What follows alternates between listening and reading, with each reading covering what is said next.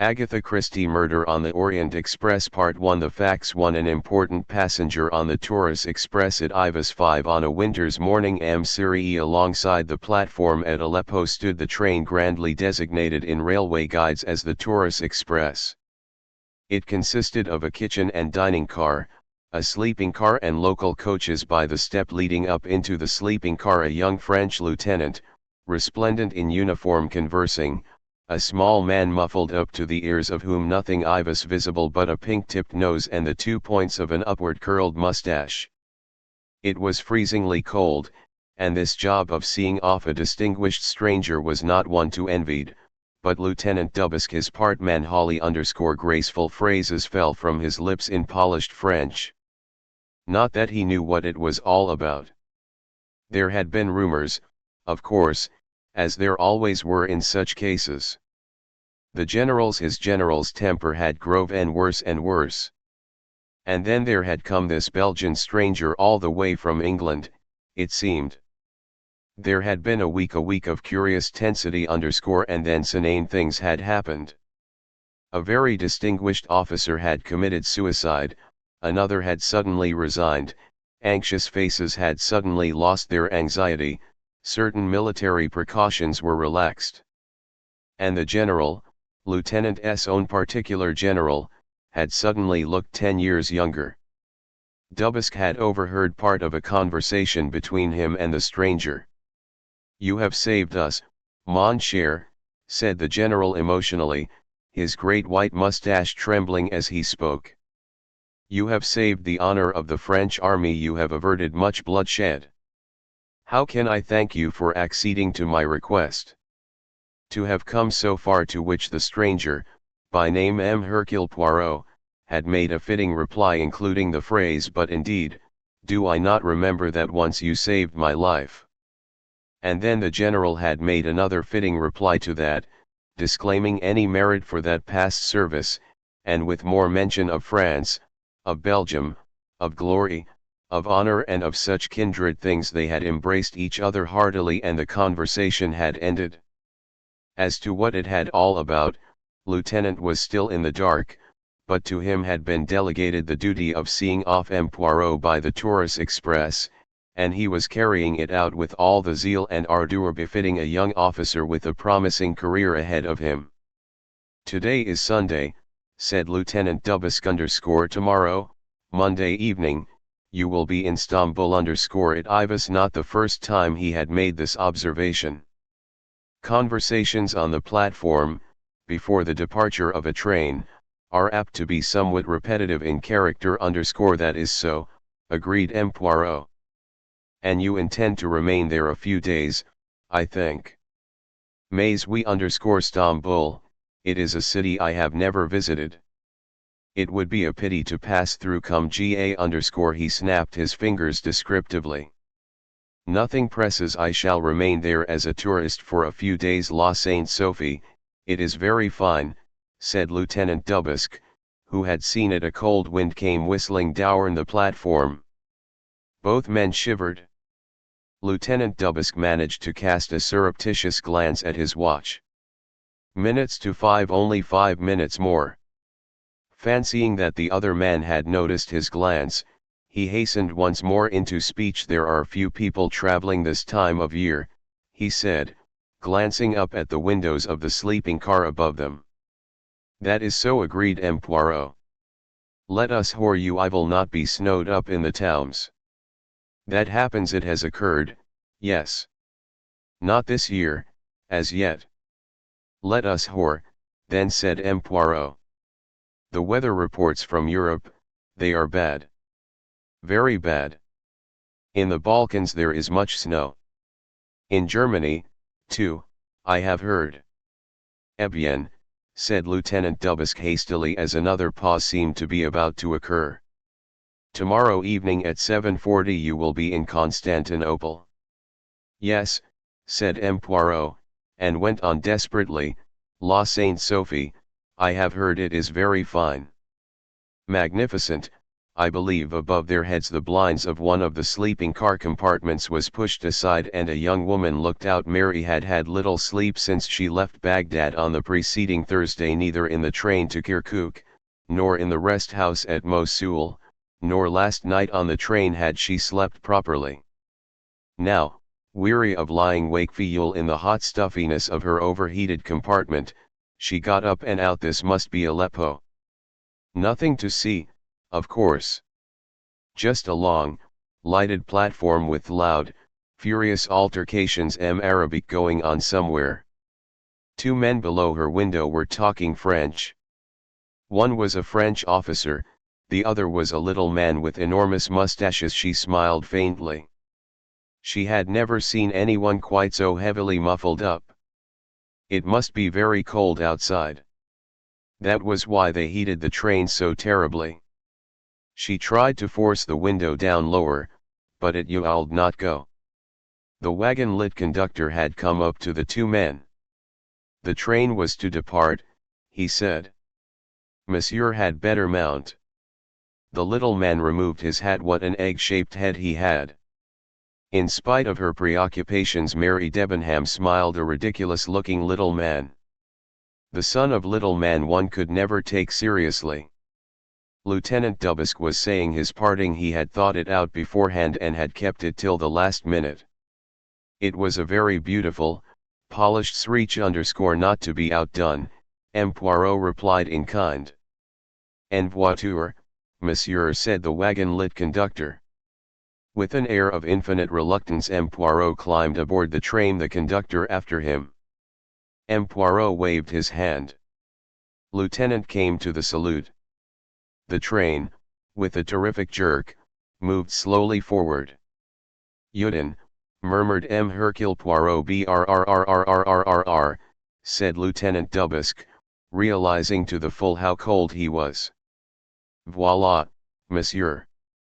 The conductor displayed to Poirot with a dramatic gesture the beauty of his sleeping compartment and the neat arrangement of his luggage. The little valise of monsieur, I have put it here. His outstretched hand was suggestive. Hercule Poirot placed in it a folded note. Merci, monsieur. The conductor became brisk and businesslike. I have the tickets of monsieur. I will also take the passport, please. Monsieur breaks his journey in, I understand? M. Poirot assented. There are not many people traveling, I imagine, he said. No, monsieur. I have only two other passengers, both English. A colonel from India and a young English lady from Baghdad. Monsieur requires anything? Monsieur demanded a small of Perrier. O'clock in the morning is an awkward time to board a train. There were still 2 hours. Conscious of an inadequate night's sleep, and of a delicate mission successfully accomplished, M. Poirot curled up in a corner and fell asleep. When he awoke it was 9:30. He sallied forth to the restaurant car in search of hot coffee. There was only one at the moment, obviously the young English lady referred to by the conductor. She was tall, slim and dark, perhaps 28 years of age. There was a kind of cool efficiency in the way she was eating her breakfast and in the way she called to the attendant to bring her more coffee, which bespoke a knowledge of the world and of traveling. She wore a dark-colored traveling dress of some thin material eminently suitable for the heated atmosphere of the train. M. Hercule Poirot, having nothing to do, amused himself by studying her without appearing to do so. She was, he judged, the kind of young woman who could take care of herself with perfect ease wherever she went. She had poise and efficiency. He rather liked the severe regularity of her features and the delicate pallor of her skin. He liked the burnished black head with its neat waves of hair, and her eyes cool, impersonal and grey. But she was, he decided, just a little efficient to be what he called jolie femme. Presently another person entered the restaurant car. This was a tall man of between 40 and 50, lean of figure, brown of skin, with hair slightly grizzled round the temples. The colonel from India, said Poirot to himself. The newcomer gave a little bow to the girl. Moaming, Miss Debenham _Moaming, Colonel Arbuthnot. The colonel was standing with a hand on the chair opposite her. Any objections, he asked. Of course not, sit down. Well, you know, breakfast isn't always a chatty meal. I should hope not. But I don't bite. The colonel sat down. Boy, he called in peremptory fashion. He gave an order for eggs and coffee. His eyes rested for a moment on Hercule Poirot, but they passed on indifferently. Poirot, reading the English mind correctly, knew that he had said to himself, "Only some damned foreigner." True to their nationality, the two English Marple were not chatty. They exchanged a few brief remarks and presently the girl rose and went back to her compartment. At lunchtime the other two again shared a table and again they both completely ignored the third passenger. Their conversation was more animated than at breakfast. Colonel Arbuthnot talked of the Punjab and occasionally asked the girl a few questions about Baghdad. It clear, she had been in a post as govmess _ in the course of conversation they discovered some mutual friends, which had the immediate effect of making them more friendly and less stiff. They discussed old Tommy somebody and old Reggie someone else. The colonel inquired whether she was going straight through to England or whether she was stopping in Istanbul _ No, I'm going straight on. Isn't that rather a pity? Elle came out this way 2 years ago and spent 3 days in Istanbul then. Oh. I see. Well, I may say I'm very glad you are gone right through, because I am. He made a kind of clumsy little bow, flushing a little as he did so. He is susceptible, our colonel, thought Hercule Poirot to himself with some amusement. The train, it is as dangerous as a sea voyage. Miss said evenly that that would be very nice. Her manner was slightly repressive. The colonel, Hercule Poirot noticed, accompanied her back to her compartment. Later they passed through the magnificent scenery of the Taurus as they looked down towards the Silicean gates, standing in the corridor side by side.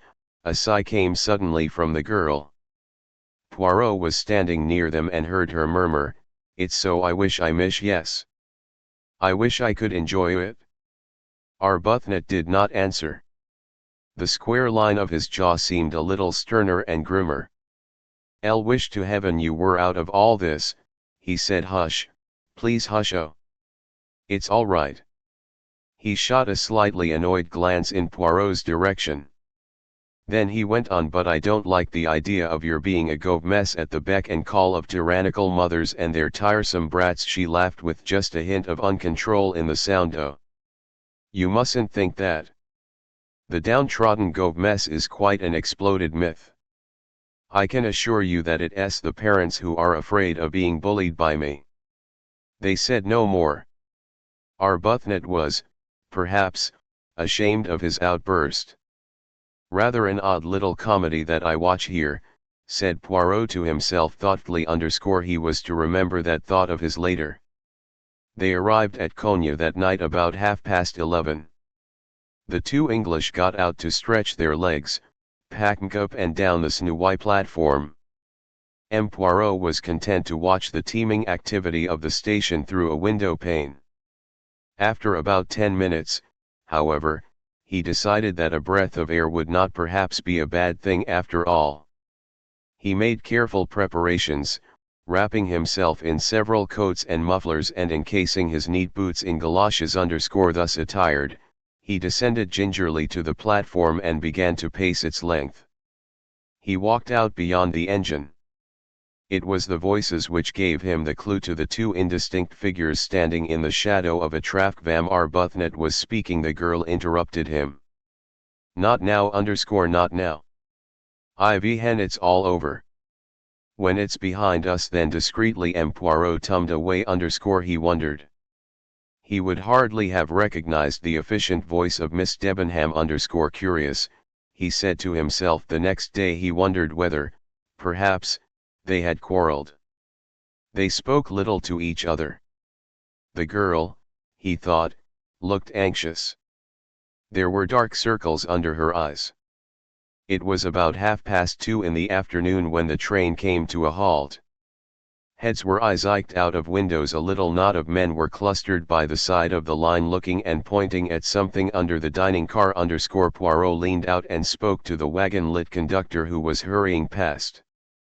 The man answered, and Poirot drew back his head and, turning, almost collided with Mary Debenham, who was standing just behind him.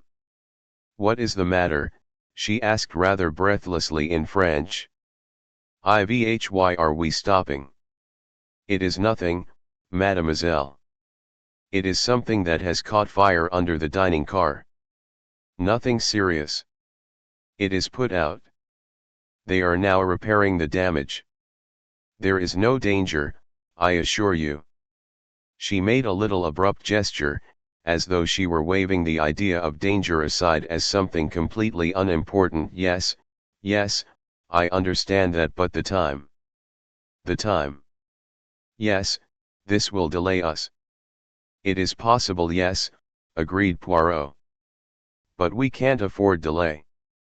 This train is due in at 6:55, and one has to cross the Bosphorus and catch the Simplon, Hent Express on the other side at 9 o'clock. If there is an hour or two of delay we shall miss the connection." "It is possible, yes," he admitted her curiously. The hand that held the window bar was not quite steady, her lips, too, were trembling. "Does it matter to you very much, mademoiselle?" he asked. "Yes. Yes, HRS. I must catch that train." She tumbled away from him and went down the corridor to join Colonel Arbuthnot. Her anxiety, however, was needless. 10 minutes later the train started again. It arrived at Haida-Passar only 5 minutes late, having made up time on the journey. The Bosphorus was rough and Poirot did not enjoy the crossing. He was separated from his traveling companions on the and did not see them again. On arrival at the Galata Bridge he drove straight to the Tocatlian Hotel. 11. To the Tocatlian Hotel. At the Tocatlia_N, Hercule Poirot asked for a room with bath. Then he stepped to the concierge's desk and inquired for letters. There were 3 waiting for him and a telegram. His eyebrows rose a little at the sight of the telegram. It was unexpected. He opened it in his usual neat, unhurried fashion. The printed words out clearly underscore development you predicted in Kastner case has come unexpectedly. Please return immediately. Voilà ce qui est embêtant, muttered Poirot vexedly. He glanced up at the clock. "Elle shall have to go on tonight," he said to the concierge. "At what time chrs the Simplon Orient leave?" "At 9 o'clock, monsieur." "Can you get me a sleeper?" "Assuredly, monsieur. There is no difficulty this time of year. The trains are almost empty. First class or second?" "First." "Très bien, monsieur. How far are you going to London?" "Bien, monsieur. I will get you a ticket to London and reserve your sleeping car accommodation in the coach." Poirot glanced at the clock. It was 10 minutes to 8. "I have time to dine." "But assuredly, monsieur." The little Belgian nodded. He went over and cancelled his room order and crossed the hall to the restaurant. As he was giving his order to the waiter, a hand was placed on his shoulder. "Mon vieux, but this is an unexpected pleasure," said a voice behind him. The speaker was a stout elderly man, his hair cut en brosse. He was smiling delightedly. Poirot sprang up. M. Book. M. Poirot. M. Book was a Belgian, a director of the Compagnie Internationale de Wagons Lits, and his acquaintance with the former star of the Belgian police force dated back many years. "You find yourself far from home, mon cher," said M. Book. A little affair in Syria." "Ah. And you return home when?" "Tonight." "Splendid. I, too. That is to say, I go as far as Lausanne. Ivy, here I have affairs. You travel on the Simplon Orient, I presume. Yes. I have just asked them to get me a sleeper. It was my intention to remain here some days, but I have a telegram recalling me to England on important business. Ah, sighed M._Laders. But you are at the top of the tree nowadays, mon ver. Some little success I have had, perhaps. Hercule Poirot tried to look modest but failed signally. M. Book laughed. We will meet later, he said. Hercule Poirot addressed himself to the task of keeping his mustaches out of the soup. That difficult task accomplished, he glanced round him whilst waiting for the next course. There were only about half a dozen Marple in the restaurant, and of those half dozen there were only two that interested Hercule Poirot. These two sat at a table not far away. The younger was a likable-looking young man of 30, clearly an American. It was, however, not he but his companion who had attracted the little detective's attention. He was a man perhaps of 60 and 70. From a little distance he had the bland aspect of a philanthropist, his slightly bald head, his domed forehead, the smiling mouth that displayed a very white set of false teeth all seemed to speak of a personality. Only the eyes belied this assumption. They were small, deep-set and crafty. Not only that. As the man, making some remark to his young companion, glanced across the room, his gaze stopped on Poirot for a moment, and just for that second there was a strange malevolence, an unnatural tensity in the glance. Then he rose. "Pay the bill, Hector," he said. His voice was slightly husky in tone. It had a queer, soft, dangerous quality. When Poirot rejoined his friend in the lounge, the other two men were just leaving the hotel. Their luggage was being brought down. The younger was servicing the process. Presently he opened the glass door and said, "Quite ready now, Mr. Ratchet_." The elder man grunted an assent and passed out. "Eh bien," said Poirot. "10% at do you think of those two?" "They are Americans," said M. Assuredly they are Americans. "I meant, what did you think of their personalities?" The young man seemed quite agreeable. "And the other?" "To tell you the truth, my friend, I did not care for him. He produced on me an unpleasant impression." "And you?" Hercule Poirot was a moment in replying. "When he passed me in the restaurant," he said at last, "I had a curious impression. It was as though a wild animal, an animal savage, but savage, you understand, had passed me by. And yet he altogether of the most respectable precisement. The body, the cage, one's everything of the most respectable, but through the bars, the wild animal looks out." "You are Fanchol, mon vieux," said M. "It may be so. But I could not rid myself of the impression that evil had passed me by very close. That respectable American gentleman,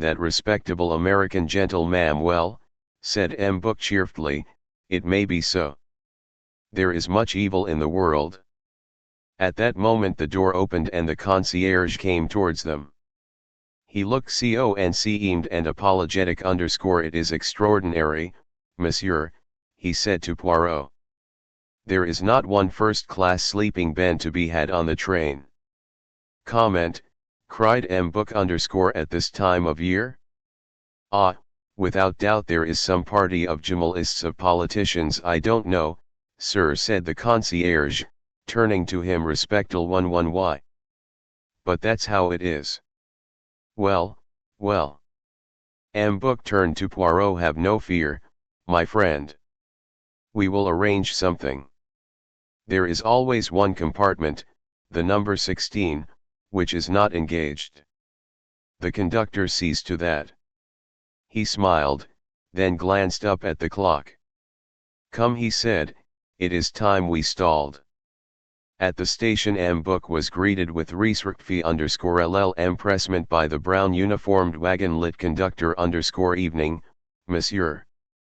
Your compartment is the number 1 he called to the porters, and they wheeled their load half-heavily along the carriage on which the tin plates proclaimed its destination, Istanbul Trieste Calais. You are frill up tonight, I hear. It is incredible, monsieur. All the world elects to travel tonight. All the same you must find room for this gentleman here. He is a friend of mine. He can have the No. 16. It is taken, monsieur. What? The 16. A glance of understanding passed between them, and the conductor smiled. He was a tall sallow man of middle age. But yes, monsieur. As I told you, we are. But what passes itself? Demanded M. Book angrily. There is a conference somewhere? It is a party. No, monsieur. It is only chance. It just happens that many people have elected to tonight. M. Book made a clicking sound of annoyance. At Belgrade, he said, there will be the slip coach from Athens. There will also be the Bucharest-Paris coach. But we do not reach Belgrade until tomorrow evening. The problem is for tonight there is no second-class berth free. There is a second-class bath, monsieur. Well, then, but it is a ladies'. There is already a German woman in the compartment, a lady's maid_you lot. That is awkward, said M. Book_. Do not distress yourself, my friend, said Poirot. I must travel in an ordinary carnage. Not at all. Not at all. He tummed once more to the conductor. Everyone has arrived. It is time, said the man, that there is one passenger who has not yet arrived. He spoke slowly, with hesitation. But speak then. Number 7 berth, a second class. The gentleman has not yet come, and it is 4 minutes to. Who is it? An Englishman. The conductor consulted his list. A.M. Harris. A name of good omen, said Poirot. I read my Dickens. M. Harris. He will not arrive. Put monsieur's luggage in number $7, said M. Book_. If this M. Hams arrives, we will tell him that he is too late, that berths cannot be retained so long. We will arrange the matter one way or another. What do I care for A.M. Harris? As monsieur pleases, said the conductor. He spoke to Poirot's porter, directing him where to go. Then he stood aside from the steps to let Poirot enter the train. Tout à fait about, monsieur, he called. The end compartment but one. Poirot passed along the corridor, a somewhat slow progress, since most of the people traveling were standing outside their carriages. His polite pardons were uttered with the regularity of clockwork. At last he reached the compartment indicated. Inside it, reaching up to a suitcase, was the tall young American of the Tocatli. He frowned as Poirot entered. Excuse me, he said. I'll think you've made a mistake. Then, laboriously in French, Je crois que vous avez erreur. Poirot replied in English. You are Mr. Hams. No, my name is McQueen_I. But at that moment the voice of the wagon-lit conductor 6K from over Poirot's shoulder, an apologetic, rather breathless voice. There is no other Ben on the train, monsieur. The gentleman has to come in here. He was hauling up the coffeter window as he spoke and began to lift in Poirot's luggage. Poirot noticed the apology in his tone with some amusement. Doubtless the man had been promised a go-od tip if he could keep the compartment for the sole use of the other traveler. However, even the most munificent of tips lose their effect when a director of the company is on and issues his orders. The conductor emerged from the compartment, having swung the suitcases up onto the racks. Voila, monsieur, he said, all is arranged. Yours is the upper bath, the number 7_. We start in 1 minute. He hurried off down the corridor. Poirot re-entered the compartment, a phenomenon I have seldom seen, he said cheerfully. A wagon-lit conductor himself puts up the luggage. It is unheard of, His fellow traveler smiled. He had evidently got over his annoyance, had probably decided that it was no to take the matter otherwise than philosophically. "The train's remarkably full," he said. A whistle blew, there was a long melancholy cry from the engine. Both men stepped out into the corridor. Outside a voice shouted, "En voiture." "We're off," said McQueen _ but they were not quite off. The whistle blew again. "I'll say, sir," said the young man suddenly. "If you'd rather have the lower berth easier and all that, well, that's all right by me." A likable young fellow. "No, no," protested Poirot, "I would not deprive you. That's all right." "You are amiable." Polite protests on both sides. "It is for one night only," explained Poirot, "at Belgrade-O." "I see. You're getting out at Belgrade." "Not exactly." You see, there was a sudden jerk. Both men swung round to the window, out at the long lighted platform as it slid slowly past them. The Orient Express had started on its 3-day journey across Europe. 3. Poirot refuses a case. Hercule Poirot was a little late in entering the luncheon car on the following day. He had risen early, had breakfasted almost alone, and had spent the morning going over the notes of the case that was recalling him to London. He had seen little of his travelling companion. Book, who was already seated, gated a greeting and summoned his friend to the empty place opposite him. Poirot sat down and soon found himself in the favoured of being at the table, which was Sirocco first and with the choicest morsels. The food, too, was unusually good. It was not till they were eating a delicate cream cheese that Book allowed his attention to wander to matters other than nourishment. He was at the stage of a meal when one becomes philosophic. "Ah," he sighed. "If I had but the pen of a Balzac. I'll depict this scene." He waved a hand. "It is an idea, that," said Poirot. "You agree? It has not been done, I think. And yet it lends itself to romance, my friend.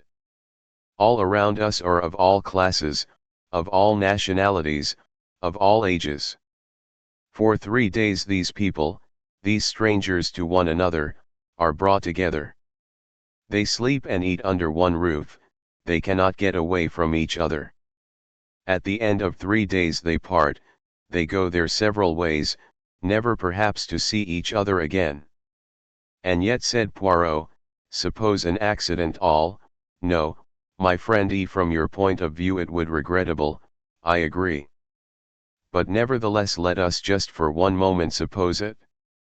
Then, all these here are linked together by death." "Some more wine," said Book, hastily pouring it out. "You are morbid, mon cher." "It is, perhaps, the digestion." "It is TME, agreed Poirot, "that the Inseria was not perhaps quite suited to my stomach." He sipped his wine. Then, leaning back, he ran his eye thoughtfully round the dining car. There were 13 people seated there and, as Book had said, of all classes and nationalities. He began to study them. At the table opposite them were 3 men. They were, he guessed, single travelers graded and placed there by the unerring judgment of the restaurant attendants. A big swarthy Italian was picking his teeth with gusto. Opposite him a spare neat Englishman had the expressionless disapproving face of the well-trained servant. Next to the Englishman was a big American in a loud suit, possibly a commercial traveler. "You've got to put it over big," he was saying in a loud, nasal voice. The Italian removed his toothpick to gesticulate with it freely. "Sure, he saicl that wada I say alla de time." The Englishman out of the window and coughed. Poirot, I passed on. At a small table, sitting very upright, was one of the ugliest old ladies he had ever seen. It was an ugliness of distinction. It fascinated rather than repelled. She sat very upright. Round her neck was a collar of very large which, improbable though it seemed, were real. Her hands were covered with rings. Her sable coat was pushed back on her shoulders. A very small and expensive black toque was hideously unbecoming to the yellow, toad-like face beneath it. She was speaking now to the restaurant attendant in a clear, courteous, but completely autocratic tone. "You will be sufficiently amiable to place in my compartment a bottle of mineral water and a large glass of orange juice. You will arrange that I shall have chicken without sauces for dinner this evening, also some boiled fish." The attendant replied that it should be done. She gave a slight gracious nod of the head and rose. Her glance caught Poirot's and swept over him with the nonchalance oft uninterested aristocrat that is Princess Dragomirov, said M. Book in a low tone. "She is a Russian.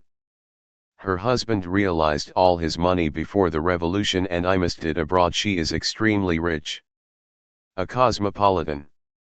Poirot nodded. He had heard of Princess Dragomirov. "She is a personality," said M. Book ugly as sin, "but she makes herself felt." "You agree?" Poirot agreed. At another of the large tables Mary Debenham was sitting with two other women.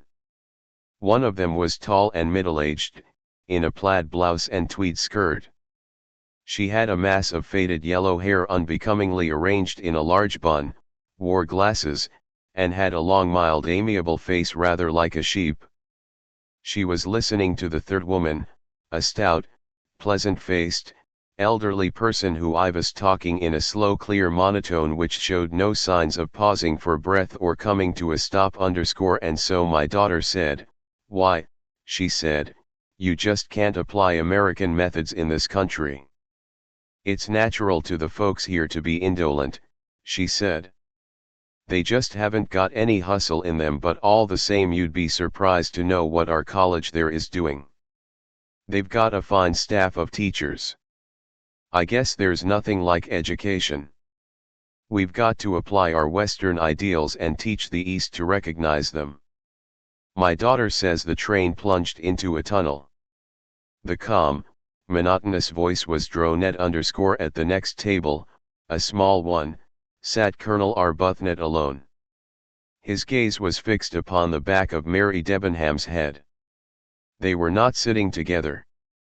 Yet it could easily have been managed. Ivhy? Perhaps, Poirot thought, Mary Debenham had demurred. A governess learns to be careful. Appearances are important. A girl with her living to get has to be discreet. His glance shifted to the other side of the carnage. At the far end, against the wall, was a middle-aged woman dressed in black with a broad, expressionless face. German or Scandinavian, he thought, probably the German lady's maid. Beyond her were a couple leaning forward and talking animatedly together.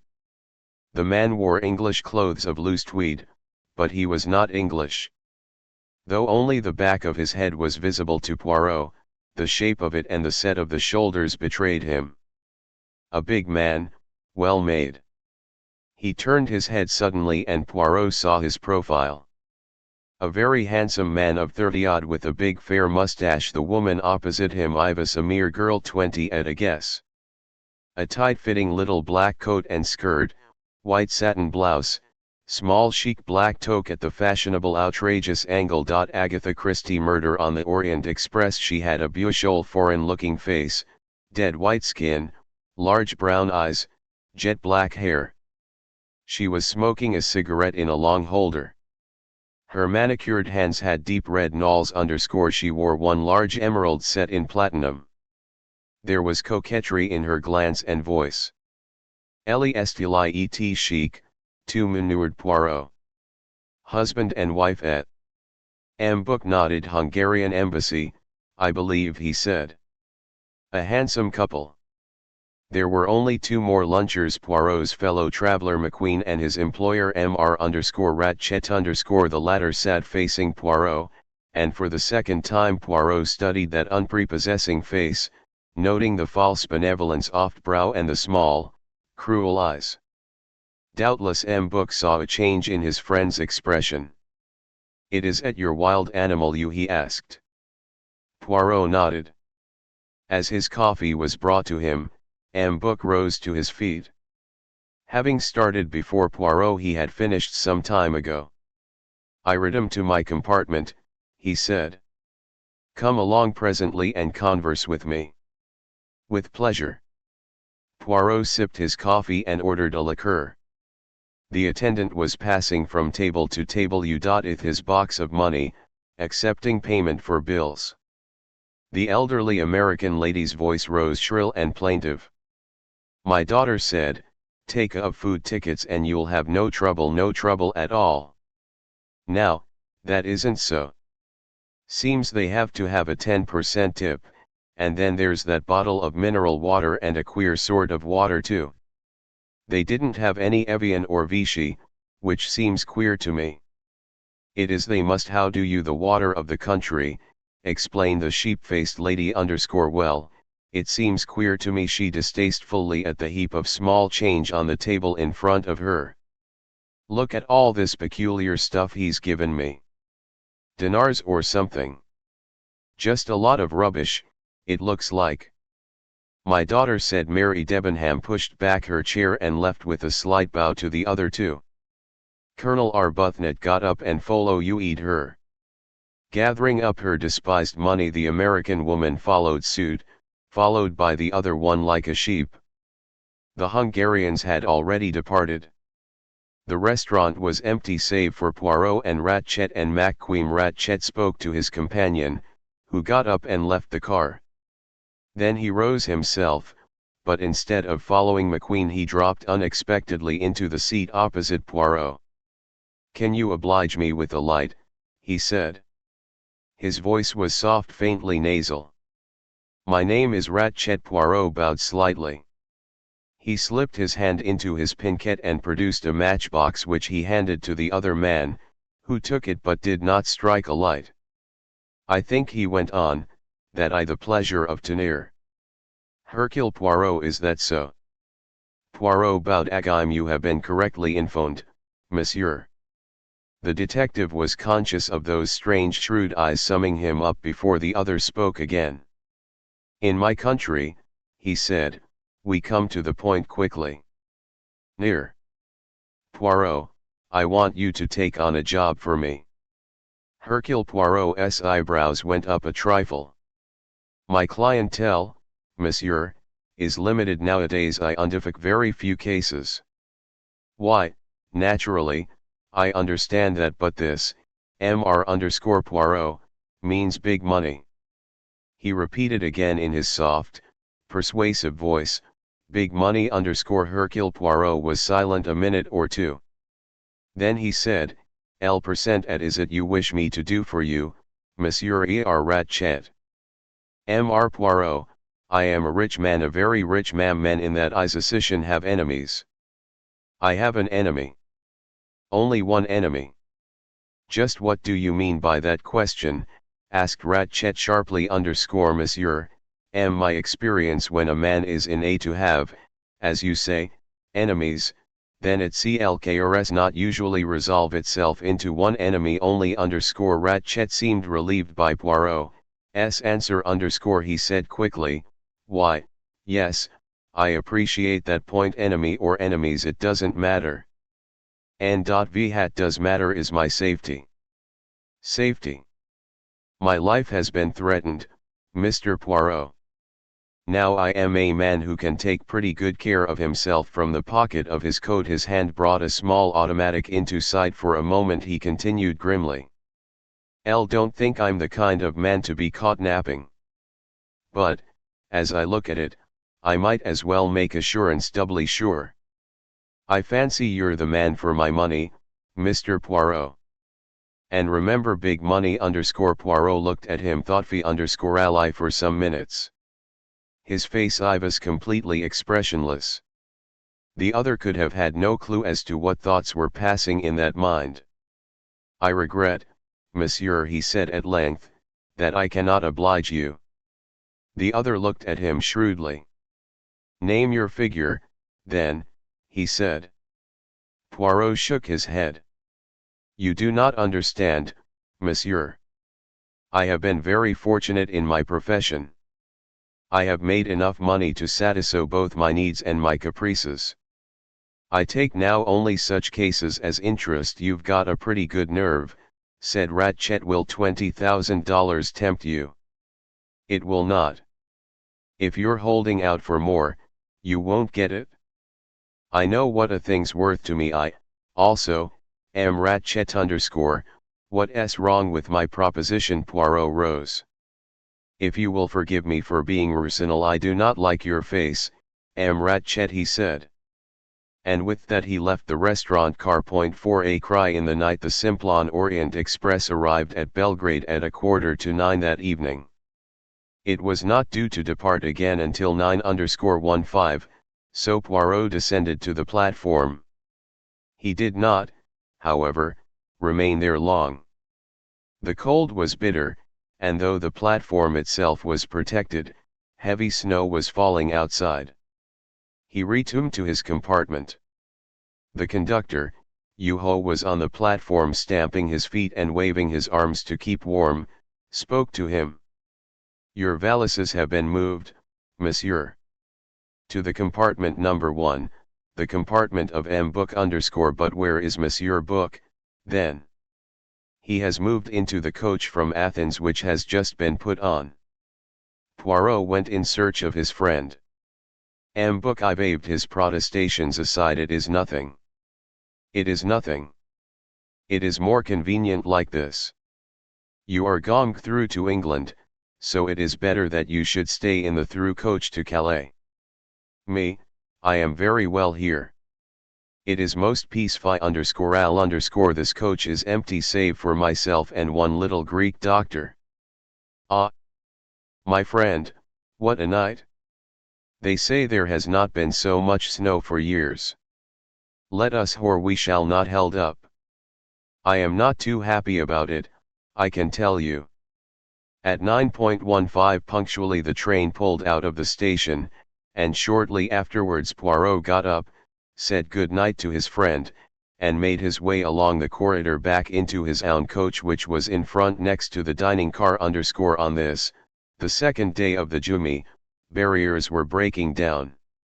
Colonel Arbuthnot was standing at the door of his compartment talking to McQueen _ when McQueen saw Poirot he broke off something he was saying. He looked very much surprised. Why, he cried, I thought you'd left us. You said you were getting off at Belgrade. You me, said Poirot, smiling. I'll remember now, the train started from Stamboul just as we were talking about it. But, man, your baggage. It's gone. It has been moved into another compartment, that is all. Oh. I see. He resumed his conversation with Arbuthnot, and Poirot passed on down the corridor. 2 doors from his own compartment, the elderly American, Mrs. Hubbard, was standing talking to the sheep-like lady, who was a Swede. Mrs. Hubbard was pressing a magazine on the other. No, do take it, my dear, she said. T've got plenty of other things to read. My, isn't the cold something frightful? She nodded amicably to Poirot. You are most kind, said the Swedish lady. Not at all. I hope you'll sleep well and that your head will be better in the morning _ it is the cold only. I make now myself a cup of tea. Have you got some aspirin? Are you sure now? I've got plenty. Well, good night, my dear. She tummed to Poirot conversationally as the other woman departed. Poor creature, she's a Swede. As far as I can make out she's a kind of missionary. A teaching one. A nice creature, but doesn't talk much English. She was most interested in what I told her about my daughter _ Poirot, by now, knew all about Mrs. Hubbard's daughter. Everyone on the train who could understand English did. How she and her husband were on the staff of a big American college in Smyrna, and how this was Mrs. Hubbard's first journey to the East, and what she thought of the Turks and their slipshod ways and the condition of their roads. The door next to them opened and the thin pale manservant steppered out. Inside, Poirot caught a glimpse of Mr. Ratchet sitting up in bed. He saw Poirot and his face changed, darkening with anger. Then the was shut. Mrs. Hubbard drew Poirot a little wide. "You know, I'm dead scared of that mammo." "Not the valet, the other." "His master." "Master, indeed. There's something wrong about that, ma'am. My daughter always says I'm very intuitive. When mama gets a hunch, she's dead right, that's what my daughter says. And I've got a hunch about that man. He's next door to me and I don't like it. I put my grips against the communicating door last night. I thought I heard him trying the handle. You know, I shouldn't be a bit surprised if that man turned out to be a murderer, one of these train robbers you read about. I dare say I'm foolish, but there it is. I'm absolutely scared to death of the man. My daughter said I'd have an easy journey, but somehow I don't feel happy about it. It may be foolish, but I feel as if anything might happen, anything at all. And how that nice young fellow can bear to be his secretary, I can't think." Colonel Arbuthnot and McQueen were coming towards them down the corridor. "Come into my carriage," McQueen was saying. "It isn't made up for the night yet. Now what I want to get right about your policy in India is this too." The two men passed and went on down the corridor to McQueen's carriage. Mrs. Hubbard said good night to Poirot. "I guess I'll go right to bed and read," she said. "Good night, night, Madame." Poirot passed into his own compartment, which was the next one beyond Ratchet's. He undressed and got into bed, read for about half an hour and then turned out the light. He awoke some hours later, awoke with a start. He knew what it was that had wakened him: a loud groan, almost a cry, somewhere close at hand. At the same moment the ting of a sounded sharply. Poirot sat up and switched on the light. He noticed that the train was at a standstill, presumably at a station. That cry had startled him. He remembered that it was Ratchet who had the next compartment. He got out of bed and opened the just as the wagon-lit conductor came hurrying along the corridor and knocked on Ratchet's. Poirot kept his door open a crack and watched. The conductor tapped a second time. A bell rang and a light showed over another door farther down. The conductor glanced over his shoulder. At the same moment a voice from within the next compartment called out, "Cens ringe me suis trompe bien, monsieur." The conductor scurried off again, to knock at the door where the light was showing. Poirot returned to bed, his mind relieved, and switched off the light. He glanced at his watch. It was just 23 minutes to 1.5. The crime: he found it difficult to go to sleep again at once. For one thing, he missed the motion of the train. If it was a station outside, it was curiously quiet. By contrast, the noises on the train seemed unusually loud. He could hear Ratchet moving about. Next click as he pulled down the wash basin, the sound of the tap running, a splashing noise. Then another click as the basin shut to.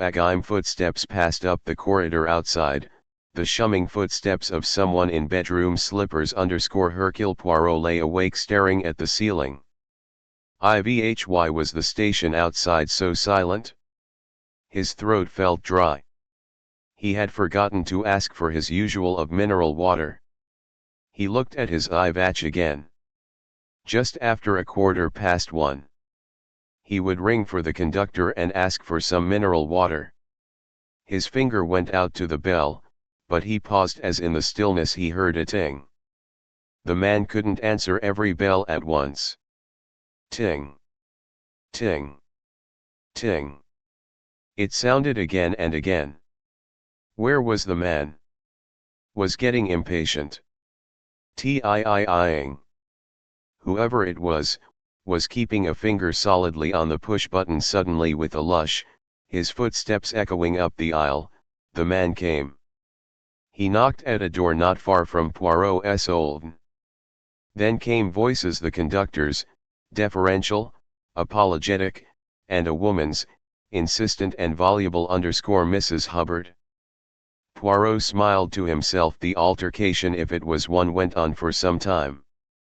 Its proportions were 90% of Mrs. Hubbard's to a soothing 10% of the conductor's.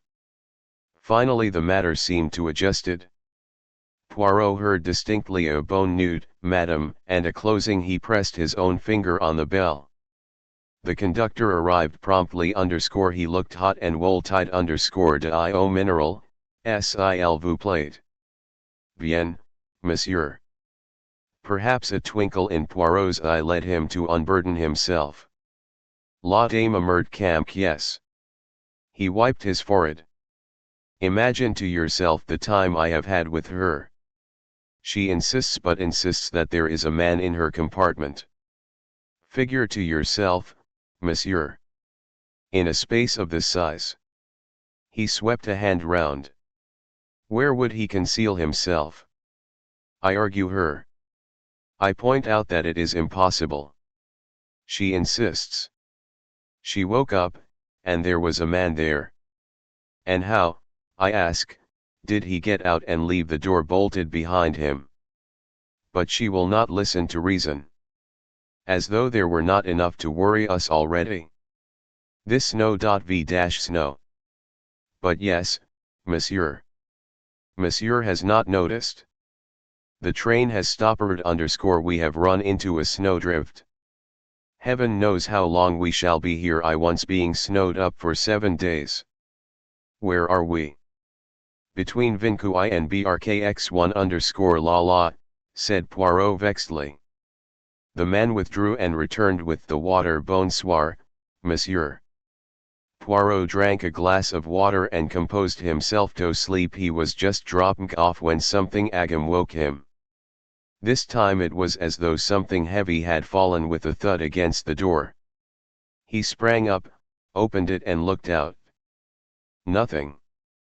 But to his right, some distance down the corridor, a woman wrapped in a scarlet kimono was retreating from him. At the other end, sitting on his little seat, the conductor was entering up figures on large sheets of paper. Everything was deathly quiet. Decidedly I suffer from the nerves, said Poirot and retired to bed again. This time he slept till morning. When he awoke the train was still at a standstill. He raised a blind and looked out. Heavy banks of snow surrounded the train. He glanced at his watch and saw that it was past 9 o'clock. At 9:45, neat, spruce and dandified as ever, he made his way to the restaurant car, where a chorus of woe was going on. Any barriers there might have been the passengers had now quite broken down. All were united by a common misfortune. Mrs. Hubbard was loudest in her lamentations. My daughter said it would the easiest way in the world. I'll just sit in the train until I got to Parms and now we may be here for days and days. She wailed, and my boat sails day after tomorrow. How am I going to catch it now? Why, I can't even wire to cancel my passage. I'm just too mad to talk about it. The Italian said that he had urgent business himself in Milan. The large American said that I was too bad, ma'am, too, and soothingly expressed a hope that the train TMGHT make up time. My sister, her children wait me, said the Swedish lady, and wept. I get no word to them what they think. They will say bad things happen to me. How long shall we be here? Demanded Mary Debenham _DKRSNT. Anybody know? Her voice sounded impatient, but Poirot noted that there were no signs of that almost feverish anxiety which she had displayed during the check to the Taurus Express. Mrs. Hubbard, I was off again. There isn't anybody knows a thing on this train. And nobody's trying to do anything. Just a pack of useless foreigners. Why, if this were at home, there'd be someone at least trying to do something. Arbuthnot tum to Poirot and 6K in careful British French. Vous êtes un directeur de la ligne Je crois, monsieur. Vous pouvez nous dire tout smiling, Poirot corrected him. No, no, he said in English. It is not L. You confound me with my friend, M.book_o, I'm sorry, not at all. It is most natural. I are now in the compartment that he had formerly. M.book was not present in the restaurant car. Poirot looked about to notice who else was absent. Princess Dragomirov was missing, and the Hungarian couple also Ratchet, his valet, and the German lady's maid. The Swedish lady wiped her eyes. I am foolish, she saicl I am bad to cry. All is for the best, whatever happen. This Christian spirit, however, was far from being shared. That's all very well, said McQueen restlessly. We may be here for days. What is this country anyway? Demanded Mrs. Hubbard tearfully. On being told it was Yugoslavia, she said, oh. One of these Balkan things. What can you expect? You are the only patient one, mademoiselle, said Poirot to Miss Debenham. She shrugged her shoulders slightly. What can one do? You are a philosopher, mademoiselle. That implies a detached attitude. I think my attitude is more selfish. I have learned to save myself useless emotion. She was speaking more to herself than to him. She was not even looking at him. Her gaze went past him, out oft window to where the snow lay in heavy masses. You are a strong character, mademoiselle, said Poirot gently. You are, I think, the strongest character amongst us. Oh. No. No, indeed. I know one far, far stronger than I am. And that is. She seemed suddenly to come to herself, to realize that she was talking to a stranger and foreigner, with whom, until this morning, she had exchanged only half a dozen sentences. She laughed, a polite but estranging laugh. Well, that old lady, for instance. You have probably noticed her. A very ugly old lady, but rather fascinating. She has only to lift a little finger and ask for something in a polite, the whole train runs. It runs also for my friend M. Book, said Poirot. But that is because he is a director of the line, not because he has a strong character. Mary Debenham smiled. The moaning wore away. People, Poirot amongst them, remained in the dining car. The communal life was felt, at the moment, to pass the time better. He heard a good deal more about Nirs_Hubbard's daughter, and he heard the lifelong habits of Nir Hubbard, deceased, from his rising in the morning and commencing breakfast with a cereal to his final rest at night in the that Hubbard herself had been in the habit of knitting for him. It was when he was listening to a confused account of the missionary aims of the Swedish lady that one of the wagon-lit conductors came into the car and stood at his elbow. Pardon, monsieur. The compliments of M. Book, and he would be glad if you would be so kind as to come to him for a few minutes. Poirot rose, uttered excuses to the Swedish lady and followed the man out of the dining car. It was not his hotel conductor, but a big fair man. He followed his guide down the corridor of his own carriage and along the corridor of the next one. The man tapped at a door, then aside to let Poirot enter. The compartment was not M. Book's own. It was a second-class one chosen presumably because of its slightly larger size. It certainly gave the impression of being crowded. M. Book himself was sitting on the small seat in the opposite corner. In the comber next the window, facing him, was a small dark man looking out at the snow. Standing up and quite preventing Poirot from advancing any farther were a big man in blue uniform, the chef DC train, and his wagon-lit conductor. Al, my good friend, cried M. Book _come we have need of you. The little man in the window shifted along the seat, and Poirot squeezed past the other two men and sat down facing his friend. The expression on M. Book's face gave him, as he would have expressed it, furiously to think it was clear that something out of the common had happened. What has occulted? He asked. You may well ask that. First this snow, this stoppage. And now too. He paused and a sort of strangled gasp came from the wagon-lit conductor. And now what? And now a passenger lies dead in his berth, stabbed. M. Book spoke with a kind of calm desperation. A passenger? You lich passenger. An American. A man. He consulted some notes in front of him. Ratchet, that is right, Ratchet. Yes, monsieur, the wagon-lit man gulped. Poirot looked at him. He was as white as chalk. You had let that man sit d'hôtel, he said. He may faint otherwise. The chef DC train moved slightly and the wagon-lit man sank down in the corner and buried his face in his hands. Brr, said Poirot. This is serious. Certainly it is serious. To begin with, a murder that in itself is a calamity of the first water. But not only that, the circumstances are unusual. Here we are, brought to a standstill. We may be here for hours, and not only hours, days. Another circumstance passing through most countries: we have the police of that country on the train, but in Yugoslavia, no. You comprehend? It is a position of great difficulty, said Poirot. There is worse to come. Dr. Constantine, I forgot, I have not introduced you. Dr. Constantine, M. Poirot.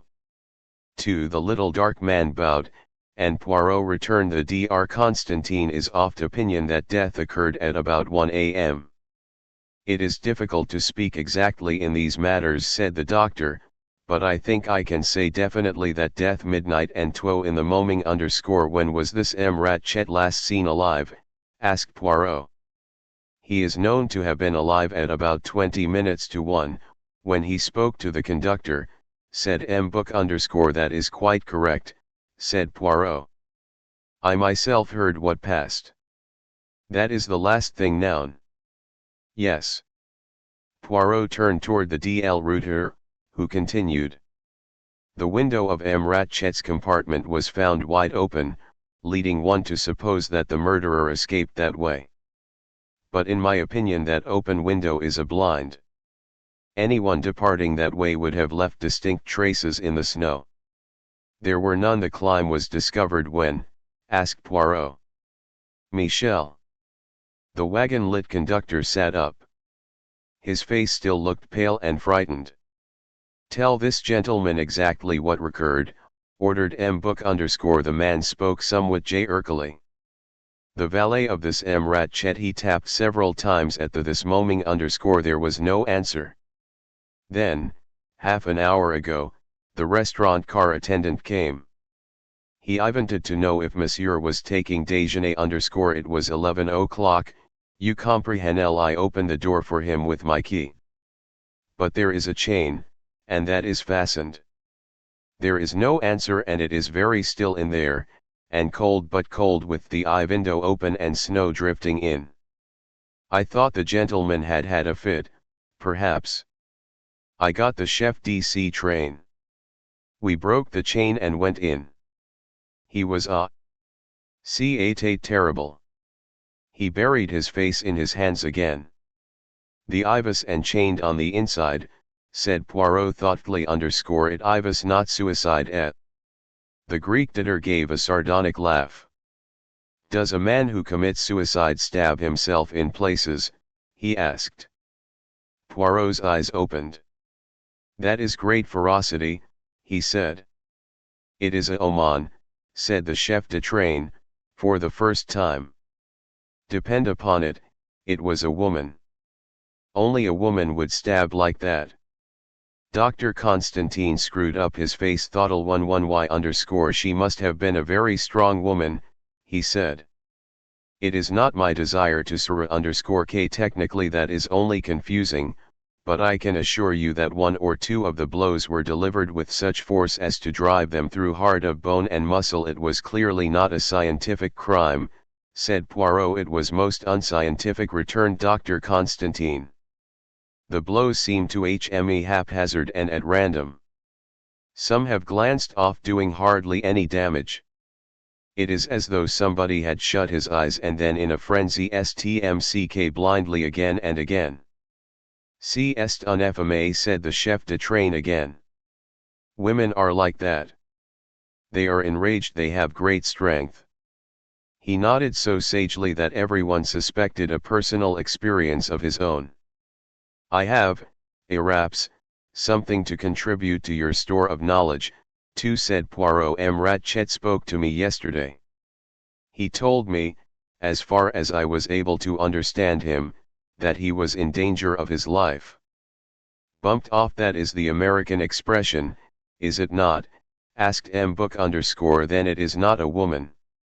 It is a gangster, or a gunman. The chef de train looked pained at seeing his theory come to naught.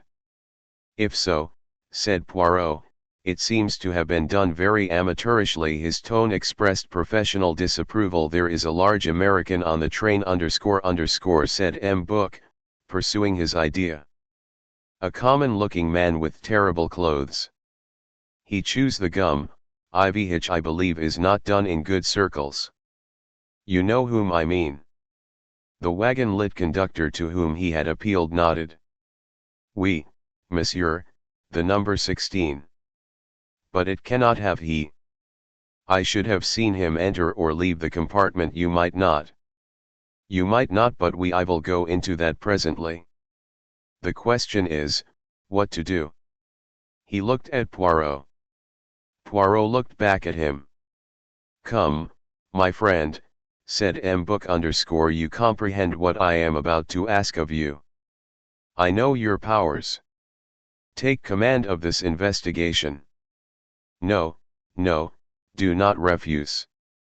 See, to us it is serious. I speak for the Campanile Internationale de Wagons Elites. By the time the Yugoslavian police arrive, how simple if we can present them with the solution. Otherwise delays, annoyances, 1,000,001 inconveniences. Perhaps, who knows, serious annoyance to innocent persons. Instead you sow the mystery. We say, a murder has occurred, this is the criminal, and suppose I do not solve it. All, mon cher. Book's voice became positively caressing. I know your reputation. I know something of your methods. This is the ideal case for you. To up the antecedents of all these people, to discover their bona fides, all that takes time and endless. But have I not heard you say often that to solve a case a man has only to lie back in his chair and think? Do that, interview the passengers on the train, view the body, examine what clues there are, and then, well, I faith in you. I am assured that it is no idle boast of yours. Lie back and think, use, as I have heard you say so often, the little grey cells of the mind, and you will know. He leaned forward, looking affectionately at the detective. Your faith touches me, my man, said Poirot emotionally. As you say, this cannot be a difficult case. I myself last night, but we will not speak of that now. In TMTH, this problem intrigues me. I was reflecting, not half an hour ago, that many hours of boredom lay ahead whilst we are stuck here. And no a problem lies ready to my hand. You accept then, said Book eagerly. Si est entendu. You place the matter in my hands, are all at your service. To begin with, I should like a plan of the Istanbul-Calais coach, with a note of the people who occupied the several compartments, and I should also like to see their passports and their tickets. Michel will get you those. The wagon-lit conductor left the compartment. What other passengers are there on the train? Asked Poirot. In this coach Dr. Constantine and I are the only travelers. In the coach from Bucharest is an old gentleman with a lame leg. He is known to the conductor. Beyond that are the ordinary carriages, but these do not concern us, since they were locked after dinner had been served last night. Forward of the Istanbul-Calais coach there is only the dining car. Then it seems, said Poirot slowly, as though we must look for our murderer in the Istanbul-Calais coach. He tummed to the didder. That is what you were hinting, I think. The Greek nodded. At half an hour after midnight we ran into the snowdrift. No one can have left the train since then. Book said solemnly, The murderer is thus on the train now. 6. A woman first of all, said Poirot. L should like a word or two with young Mr. McQueen _ he may be able to give us valuable information. Certainly, said M. Book _ he turned to the chef de train. Get Mr. McQueen to come here. The chef de train left the carriage. The conductor returned with a bundle of passports and tickets. M. Book took them from him. Thank you, Michel, it you'll be now, I think, if you were to go back to your post. I will take your evidence formally later. Very good, monsieur, said Michel, and in his tum left the carriage. After we have seen young McQueen, said Poirot, perhaps MLE doctor will come with me to the dead man's carriage. Certainly after we have finished there, but at this moment the chef de train resumed with Hector McQueen. M. Book rose. We are a little cramped here, he said pleasantly. Take my seat, Mr. McQueen _ M. Poirot will sit opposite you so. He tummed to the chef de train. Clear all the people out of the restaurant car, he said, and let it be left free for M. Poirot. You will conduct your interviews there, mon cher. It would be the most convenient, yes, agreed Poirot. McQueen had looking from one to the other, not quite following the rapid flow of French _ chu jest ce chu ilya, he began laboriously. Pourquoi? With a vigorous gesture Poirot motioned him to the seat in the Comer. He took it and began once more pourquoi. Then checking himself and relapsing into his own tongue, what's up on the train? Has anything happened? He looked from one man to another. Poirot nodded. Exactly. Something has happened. Prepare yourself for a shake _ your employer, M. Ratchet, is dead. McQueen's mouth pursed itself into a whistle. Except that his eyes grew a shade brighter, he showed no signs of shock or distress. So they got him after all, he said. What exactly do you mean by that phrase, Mr. McQueen? McQueen hesitated. You are assuming, said Poirot, that M. Ratchet was murdered. Wasn't he? This time McQueen did show surprise. Tvhy, yes, he said slowly. That's just what I did think. Do you mean he just died in his sleep? The old man was as tough too. He stopped, at a loss for a simile.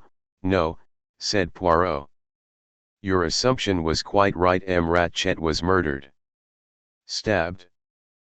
But I should like to know why you were so sure it was murder, and not just death. McQueen hesitated.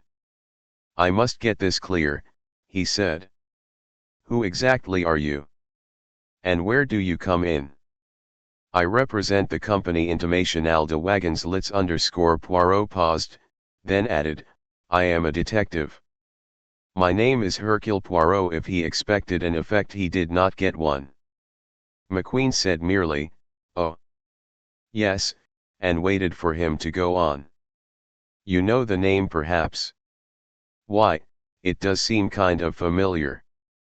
Only I always thought it was a woman's dressmaker. Hercule Poirot looked at him with distaste. It is incredible, he said. What's incredible? Nothing. Let us advance with the matter in hand. I want you to tell me, M. McQueen, all that you know about the dead man. You were not related to him. No, I was his secretary _ tour. How long have you held that post? Just over a year. Please give me all the information you can. Well, I met Mr. Ratchet just over a year ago when I was in Persia. Poirot interrupted. What were you doing there? I had come over from New York to look into an oil concession. I don't suppose you want to hear all that. My friends and I had been let in rather badly over it. Mr. Ratchet was in the same hotel. He had just had a row with his secretary. He offered me the job and I took it. I was at a loose end and glad to find a well-paid job ready-made, as it were. And since then, we've traveled about. Mr. Ratchet wanted to see the world. He was hampered by knowing no languages. I acted more as a courier than as a secretary. It was a pleasant life. Now tell me as much as you can, your employer. The young Marl shrugged his shoulders. A expression passed over his face. That's not so easy. What was his whole name? Samuel Edward Ratchet. He was an American citizen. Yes. What part of America did he come from? I don't know. Well, tell me what you do know. The actual truth is, Mr. Poirot, that I know nothing at all. Mr. Ratchet never spoke of himself or of his life in America. Why do you think that was? Don't know. I imagined that he might be ashamed of his beginnings. Some men are. That strike you as a satisfactory solution? Frankly, it's CHRSNT_. Has he any relatives? He never mentioned any. Poirot pressed the point. You must have formed some theory, Mr_McQueen. Well, yes, I did. For one thing, I don't believe Ratchet was his real name. I think he left America definitely in order to escape someone or something. I think he was successful until a few weeks ago. And then? He to get letters, threatening letters. Did you see them? Yes. It was my business to attend to his correspondence. The first letter came a fortnight ago. Were these letters destroyed? No, I think got a couple still in my files. One I know Ratchet tore up in a rage. Shall I get them for you? If you would, so good. McQueen left the compartment. He returned a few minutes later and laid down 2 sheets of rather dirty notepaper before Poirot. The first letter ran as follows: Thought you'd double-cross us and get away with it, did you? Not on your life. We out to get you, Ratchet, and we will get you. There was no signature. With no comment beyond raised eyebrows, Poirot picked up the second letter. We going to take you for a ride, Ratchet, sometime soon. We're going to get you, see? Poirot laid the letter down. The style is monotonous, he said. More so than the handwriting. McQueen stared at him. You would not observe, said Poirot pleasantly. It requires the eye of one used to such things. This letter was not written by one person, McQueen_2 or more persons wrote it, each writing one letter of a word at a time. Also, the letters are printed. That makes the task of identifying the handwriting much more difficult. He paused, then said, Did you know that Ratchet had applied for help to me? To you?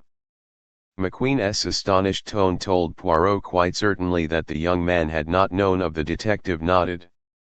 Yes. He was alarmed.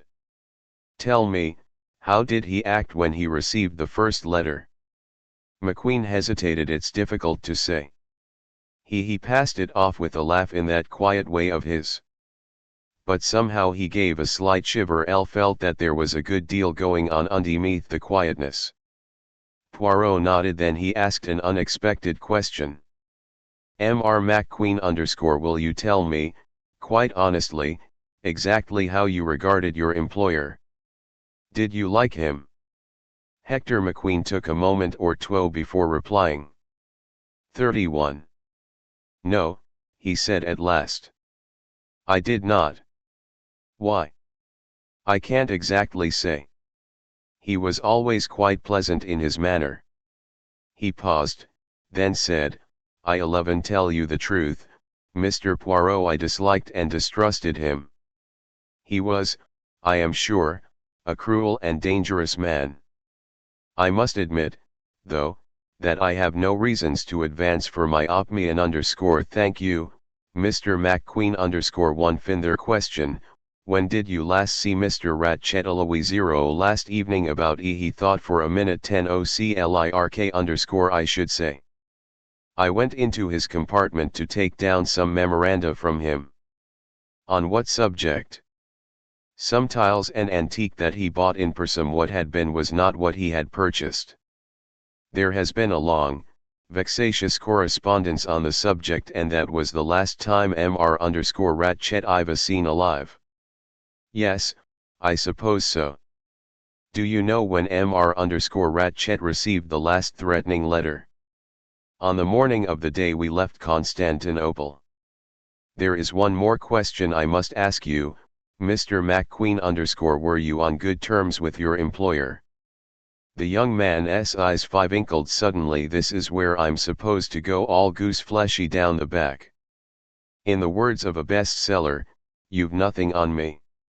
Ratchet and I were on perfectly good terms.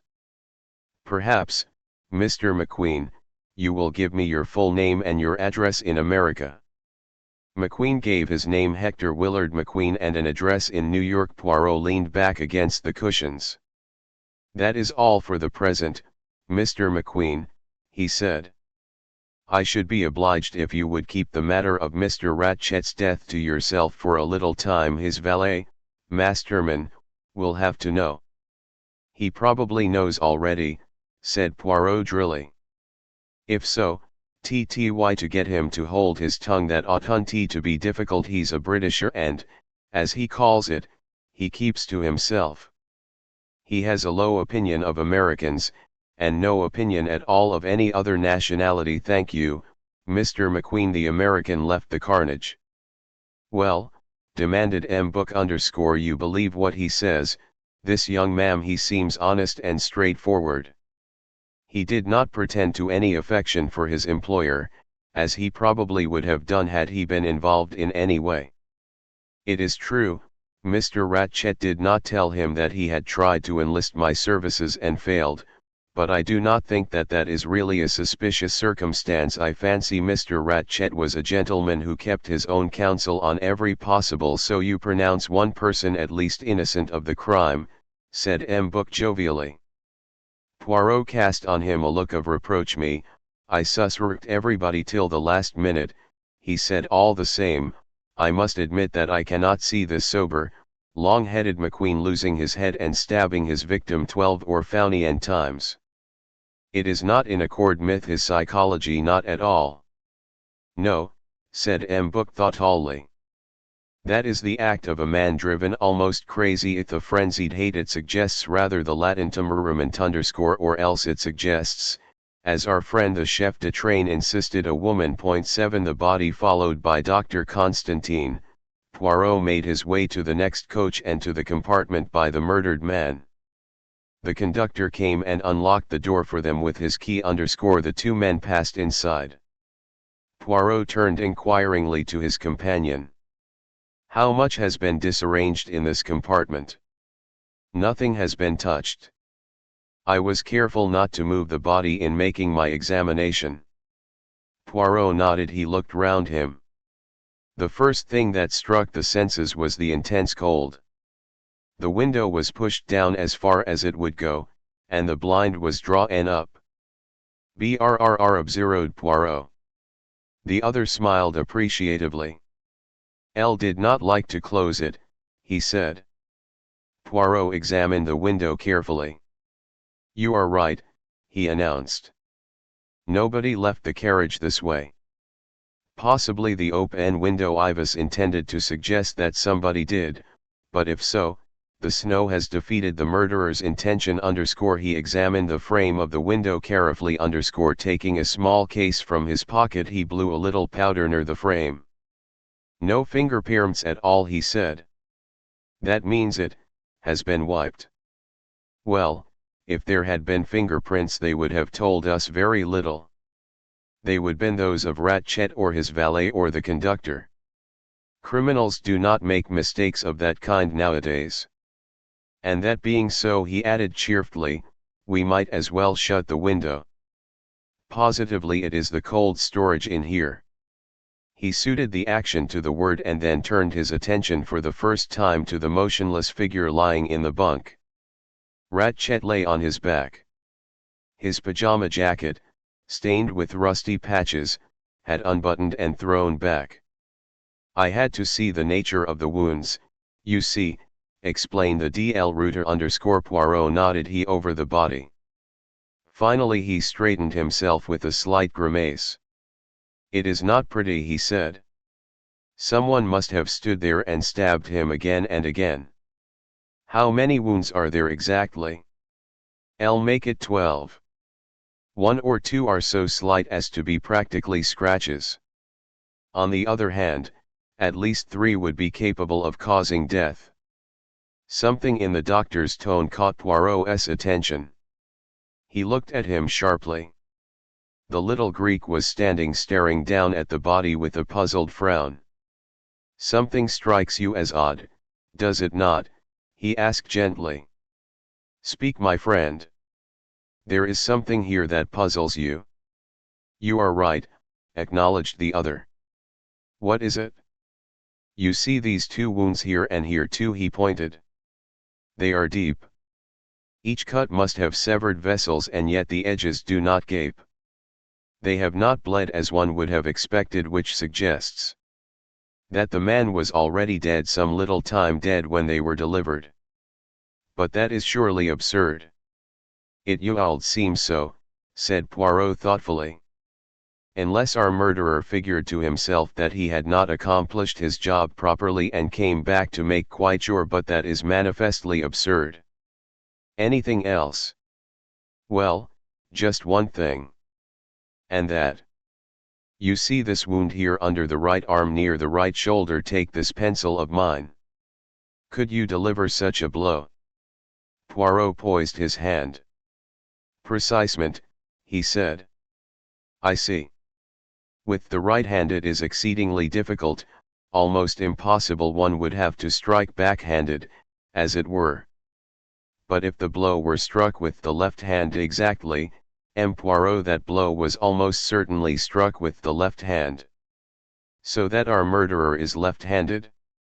No, it is more difficult than that, is it not? As you say, Poirot. Some of his other blows are just as obviously right-handed. 2 people. We are back at 2 people again, murmured the detective. He asked abruptly, was the electric light on? It is difficult to say. You see, it is turned off by the conductor every morning about 10 o'clock _ the switches will tell us, too, said Poirot. He examined the switch of the top light and also the roll-back bedhead light. The former was turned off, the latter was closed. Eh bien, he said thoughtfully. We have here a hypothesis of the first and the second murderer. As the great Shakespeare would put it, the first murderer stabbed his victim and left the compartment, turning off the light. The second murderer came in the dark, did not see that his or her work had been done, and stabbed at least twice at a dead body. Que pensez-vous d'ici magnificent, said the little doctor with enthusiasm. The other's eyes twinkled. You think so? I am glad. It sounded to me a little like the nonsense. What other explanation can there be? That is just what I am asking myself. Have we here a coincidence, or what? Are there any other inconsistencies, such as would point to 2 people being concerned? I think I can say yes. Some of these blows, as I already said, to a weakness, a lack of strength or a lack of determination. They are feeble, glancing blue _ but this one here and this one again, he pointed. Great strength was needed for those blows. They have penetrated the muscle. They were, in your opinion, delivered by a man. Most certainly _ they could not have been delivered by a woman. A young, vigorous, athletic woman might have struck them, really, if she were in the grip of a strong emotion, but it is in my opinion highly unlikely. Poirot was silent a moment or 2. The other asked anxiously, you understand my idea? Perfectly, said Poirot. The matter begins to clear itself up wonderfully. The murderer was a man of great strength. He was feeble. It was a woman. It was a right-handed person. It was a left-handed person. Ah! C'est rigolo, tout gal, he spoke with sudden anger. And the victim Ivy Hat, does he do in all this? Does he cry out? Does he struggle? Does he defend himself? He slipped his hand under the pillow and drew out the automatic pistol which Ratchet had shown him the day before. Fully loaded, you see, he said. They looked round them. Ratchet's day clothing was hanging from the hooks on the wall. On the small table formed by the lid of the wash basin were various objects. False teeth in a glass of Ivater_ another glass, empty. A bottle of mineral Ivater_ a large flask, an ashtray containing the butt of a cigar and some chaffed fragments of paper, also 2 burnt matches. The Deuter picked up the empty glass and sniffed it. Here is the explanation of the victim's inertia, he said quietly. Drugged. Poirot nodded. He picked up the 2 matches and scrutinized them carefully. You have a clue then? Demanded the little doctor eagerly. Those 2 matches are of different shapes, said Poirot. One is flatter than the other. You see. It is the kind you get on the train, said the doctor. In partners Poirot was feeling in the pockets of Ratchet's clothing. Presently he pulled out of matches. He compared them carefully with the burnt ones. The rounder one is a match struck by Mr. Ratchet, he said. Let us see if he had also the flatter kin, but the search showed no other matches. Poirot's eyes were darting about the compartment. They were bright and sharp like a bird's. One felt that nothing could escape their scrutiny. With a little exclamation he bent and picked up something from the floor. It was a small square of cambric, very dainty. In the comber was an embroidered initial H. A woman's handkerchief, said the DKH, our friend the chef DC train was right. There is a woman concealed in this. And most conveniently she leaves her handkerchief behind, said Poirot. Exactly as it happens in the books and on the films, and to make things even easier for us, it is marked with an initial. What a stroke of luck for us, exclaimed the doctor. Is it not? Said Poirot. Something in his tone surprised the editor, but before he could ask for elucidation Poirot had made another dive onto this time he held out on the palm of his hand a pipe cleaner. It is perhaps the property of Mr_Ratchet, suggested the doctor. There was no purr in any of his pockets, and no tobacco or tobacco pouch. Then it is a clue. Oh. Decidedly. And again droppered most conveniently. A masculine clue, this time, you note. One cannot complain of having no clues in this case. There are clues here in abundance. By the way, what have you done with the works? There was no sign of any weapon. The murderer must have taken it away with him. I wonder why, mused Poirot. The Deuter had been delicately exploring the pajama pockets of the dead man. I overlooked this. He unbuttoned the jacket and threw it straight back from the breast pocket. He brought out a gold watch. The case was dented savagely, and the hands pointed to 1:15. You see, cried Constantine eagerly. This gives us the hour of the crime. It agrees with my calculations. Between midnight and 2 in the morning is what I said, and probably 1 o'clock, though it is difficult to be exact in these matters. Beans, here is confirmation. 1:15. That was the hour of crime. It is possible, yes. It is certainly possible. The DL Reuter looked at him curiously. You will pardon me, M. Poirot, but I do not quite understand you. I do not understand myself, said Poirot. I understand nothing at all, and, as you perceive, it worries me. He sighed and bent over the little table examining the chaffed fragment of paper. He murmured to himself, what I need at this moment is an old-fashioned woman's hat box. Dr. Constantine was at a loss to know what to make of this singular remark. In any case, Poirot gave him no time for questions. Opening the door into the corridor, he called for the conductor. The man arrived at a run. How many women are there in this coach? The conductor counted on his fingers. 1, 2, 3, 6, monsieur. The old American lady, a Swedish lady, the young English lady, the Countess Andrini, and Madame la Princesse Dragomirov and her maid. Poirot considered. They all have hat boxes, yes. Yes, monsieur. Then bring me, let me see, yes, the Swedish lady's and that of the lady's maid _ those two are the only hope. You will tell them it is a customs regulation something anything that to you. That will be all right, monsieur. Neither lady is in her compartment at the moment, then be quick. The conductor departed. He returned with the two hat boxes. Poirot ordered that of the maid, and tossed it aside. Then he opened the Swedish lady's and uttered an exclamation of satisfaction. Removing the hats carefully, he disclosed round humps of wire netting _ here is what we need. About 15 years ago hat boxes were made like this. You skewered through the hat with a hat pin onto this hump of wire netting as he was skillfully removing two of the attached humps. Then he repacked the hat and told the conductor to return both boxes where they belonged. When the was shut once more, he turned to his companion. See you, my dear doctor, I am not one to rely upon the expert procedure. It is the psychology I seek, not the fingerprint or the cigarette ash. But in this case I would welcome a little scientific assistance.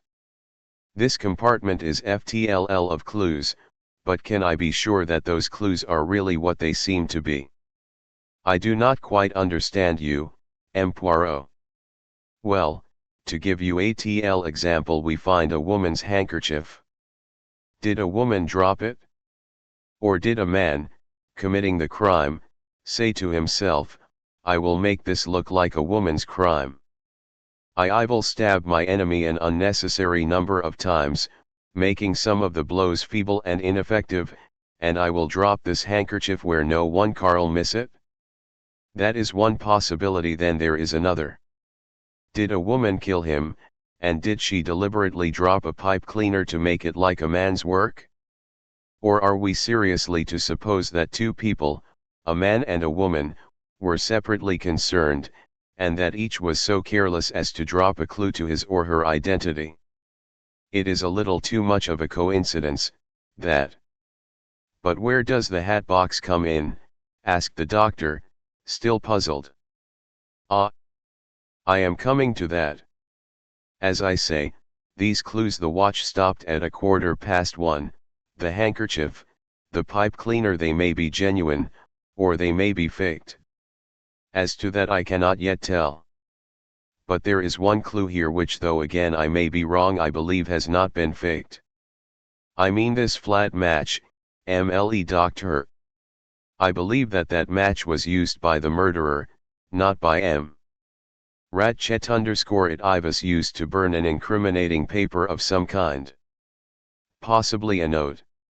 If so, there was something in that note, some mistake, some error, that left a possible clue to the assailant. I am going to try to discover what that something was. He went out of the compartment and returned a few moments later with a small spirit stove and a pair of curling tongs. I'll use them for the mustaches, he said, referring to the latter _ the doctor watched him with great interest. Poirot flattened out the two humps of wire, and with great care wriggled the chafed scrap of paper onto one of them. He clapped the other on top of it and then, holding both pieces together with the tongs, held the whole thing over the flame of the spirit lamp. It is a very makeshift affair, this, he said over his shoulder.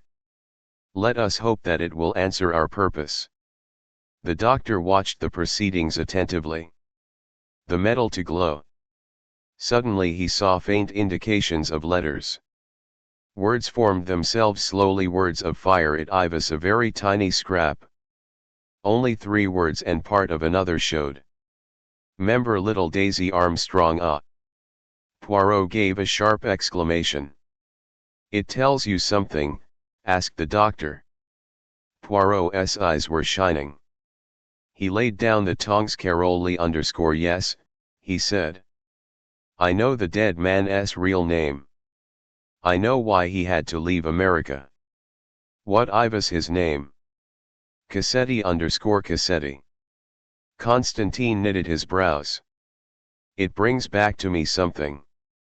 Some years ago. I cannot remember. It was a case in America, was it not? Yes, said Poirot, a case in America. Further than that, Poirot was not disposed to be communicative. He looked round him as we will go into all that presently. Let us first make sure that we have seen all there is to be seen here. Quickly and deftly he went once more through the pockets of the dead man's clothes, but found nothing there of interest. He tried the communicating which led through to the next compartment, but it was bolted on the other side. There is one thing that I do not understand, said Dr. Constantine. If the murderer did not escape through the window, and if this communicating was bolted on the other side, and if the door into the corridor was not only locked on the inside but chained, how then did the murderer leave the compartment? That is what the audience says when a person bound hand and foot is shut into a cabinet and disappears. You mean, I mean, explained Poirot, that if the murderer intended us to believe that he had escaped by way of the window, he would naturally make it appear that the other two exits were impossible. Like the disappearing person in the cabinet, it is a trick. It is our business to find out how the trick is done. He locked the communicating door on their side in case, he said, the excellent Mrs. Hubbard should take it into her head to acquire first-hand details of the crime to write to her daughter. He looked round once more. There is nothing more to do here, I think. Let us rejoin M.8. The Armstrong kidnapping case. They found M. finishing an omelette. I thought it to have lunch served immediately in the restaurant car, he said. Afterwards it will be cleared and M. Poirot can conduct his examination of the passengers there. In the meantime I have ordered them to bring us some here. An excellent idea, said Poirot. None of the three men was hungry, and the meal was soon eaten, but not till they were sipping their coffee did M. mention the subject that was occupying all their minds. Eh bien, he asked. Eh bien, I have discovered the identity of the victim. I know why it was imperative he should leave America. Who was he? Do you remember reading of the Armstrong baby? This is the man who murdered little Daisy Armstrong. Cassetti. I recall it now. A shocking affair, though I cannot remember the details. Colonel Armstrong was an Englishman. Av.C. He was half American, his mother having a daughter of W.K. Vanderholt, the Wall Street millionaire. He married the daughter of Linda Arden, the most famous tragic American actress of her day. They lived in America and had one child, a girl whom they idolized. When she was 3 years old she was kidnapped, and an impossibly high sum demanded as the price of her return. I will not weary you with all the intricacies that followed. I will come to the moment when, after the parents had paid over the enormous sum of $200,000, the child's dead body was discovered. It had dead for at least a fortnight. Public indignation rose to fever point. And there was worse to follow. Armstrong was expecting another baby. Following the shock of the discovery, she gave birth prematurely to a dead child, and herself died. Her broken-hearted husband shot. Mon Dieu, what a tragedy. I now, said M. There was also another death, if I remember rightly. Yes, an unfortunate French or Swiss nursemaid. The police were convinced that she had some knowledge of the crime. They rest to believe her hysterical denials. Finally, in a fit of despair, the poor girl threw herself from a window and was killed. It was proved afterwards that she had been absolutely innocent of any complicity in the crime. It is not good to think of, said M. About 6 months later, this man Cassetti was arrested as the head of the gang who had kidnapped the child. They had used the same methods in the past. If the police seemed likely to get on their trail, they killed their prisoner, hid the body, and continued to extract as much money as possible before the crime was discovered. Now, I will make clear to you this, my friend. Cassetti was the man. But by means of the enormous wealth he had piled up, and owing to the secret hold he had over various PE arsons, he was acquitted on some technical inaccuracy notwithstanding that, he would have been lynched by the populace had he not been clever enough to give them the slip. It is now clear to me what happened. He changed his name and left America. Since then he has been a gentleman of leisure, traveling abroad and living on his rents _a animal. M. Book's tone was redolent of heartfelt disgust. I cannot regret that he is dead, not at all. I agree with you. Tout de même, it is not necessary that he should be killed on the Orient Express. There are other places. Poirot smiled a little. He realized that M. Book was biased in the matter. The question we now to ask ourselves is this, he said. Is this murder the work of some rival gang whom Cassetti had double-crossed in the past, or is it an act of private vengeance?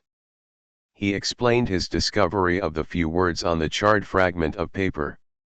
If I am right in my assumption, then, the letter was burnt by the murderer. Why? Because it mentioned the name Armstrong, which is the clue to the mystery. Are there any members of the Armstrong family living?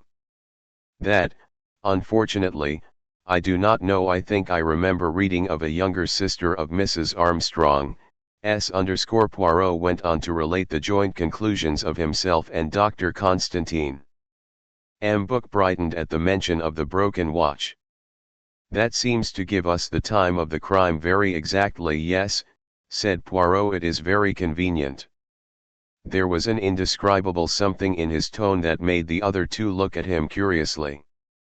You say that you yourself heard Ratchet speak to the conductor at 20 minutes to 1, asked M. Book Poirot related just what had occurred well, said M. Book, that proves at least that Cassetti, or Ratchet as I shall continue to call him, was certainly alive at 20 minutes to 1, 23 minutes to 1, to be precise.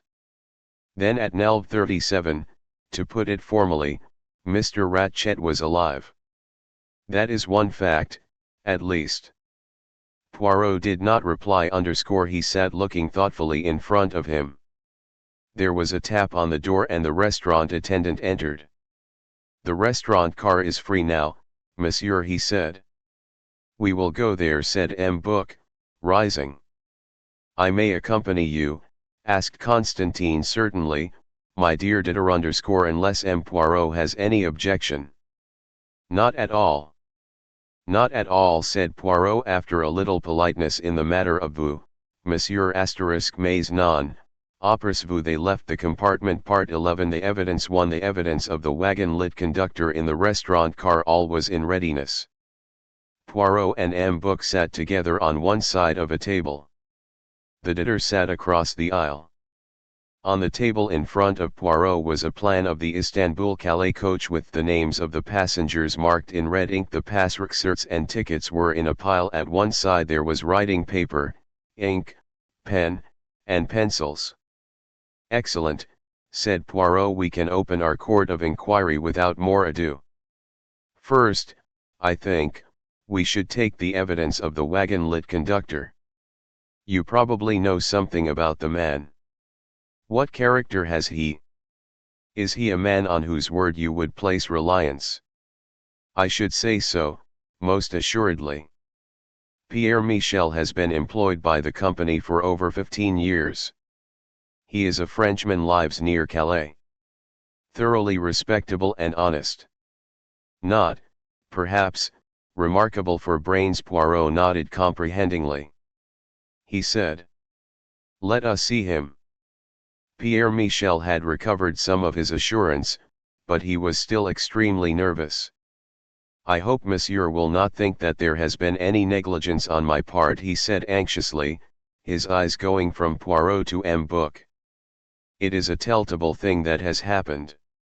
I hope monsieur does not think that it reflects on me in any way. Having the man's fears, Poirot began his questions. He first elicited Michel's name and address, his length of service, and the length of time he had been on this particular route. These particulars he already knew, but the routine questions served to put the man at his ease. "And now," went on Poirot, "let us come to the of last night. Ratchet retired to bed when?" "Almost immediately after dinner, monsieur. Actually before we left Belgrade." "So he did on the previous night." "He had directed me to make up the while he was at dinner, and I did so." "Did anybody go into his compartment afterwards?" "His valet, monsieur, and the young American gentleman, his secretary." "Anyone else?" "No, monsieur, not that I know of." "Two, and that is the last you saw or heard of him?" "No, monsieur." "You forget he rang his bell about 22 after we had stopped." "What happened exactly?" "I knocked at the but he called out and said he had made a mistake." "In English or in French?" "In French. What were his words exactly?" "Cens rien. Je me suis trompé." "Quite right," said Poirot, "that is what I heard, and then you went away." "Yes, monsieur." "Did you go back to your seat?" "No, monsieur, I went first to answer another bell that had just rung." "Now, Michel, I am going to ask you an important question. Where were you at 1:15?" Monsieur. I was at my little seat at the end facing up the corridor." "You are sure?" "Mais oui, at least I went into the next coach, the Athens coach, to speak to my colleague there." "We 6k about the snow." "That was at some time after 1:00. "I cannot say exactly. And you returned when?" "One of my bells rang, monsieur. I remember I told you. It was the American lady. She had rung several times." "I recollect," said Poirot. "And after that?" "After that, monsieur, I answered your bell and brought you some mineral water. Then, about half an hour later, I made up the bed in one of the other compartments, that of the young American gentleman. Mr. Ratchet's secretary was Mr. McQueen alone in his compartment when you went to make up his. The English colonel from number 15 was with him. They had been sitting talking. What did the colonel do when he left Mr. McQueen?" "He went back to his own compartment, no 15. That is quite close to your seat, is it not?" "Yes, monsieur, it is the second compartment from that end of the corridor." "His bed was already made up?" "Yes, monsieur. I had made it up while he was at dinner." "What time was all this?" "I could not say exactly, monsieur.